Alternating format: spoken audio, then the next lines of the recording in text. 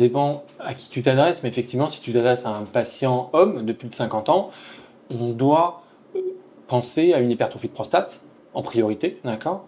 Ça peut ne pas être ça, mais c'est ça qu'on doit dépister en priorité, et c'est ça qu'il faut chercher par l'examen clinique et par des examens paracliniques simples que le médecin général va pouvoir prescrire. Lesquels? Alors, typiquement, un patient qui a des symptômes, comme tu l'as dit, irritatifs, il va falloir chercher une épine irritative, c'est comme ça qu'on l'appelle, et ça va se faire très facilement par un examen d'urine, le CBU au laboratoire, et une échographie de prostate.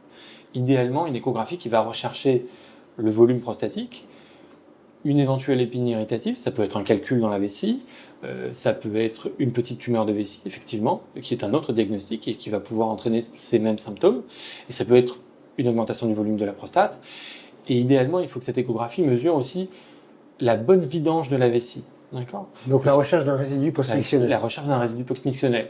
Tu comprends bien que si tu sors des toilettes et qu'il te reste 200 ml dans la vessie, tu vas avoir très vite envie de faire pipi à nouveau. Alors que si tu as bien vidé ta vessie, si te reste moins de 50 ml, bah, tu vas pouvoir attendre 2 heures avant d'avoir de nouveau envie d'uriner.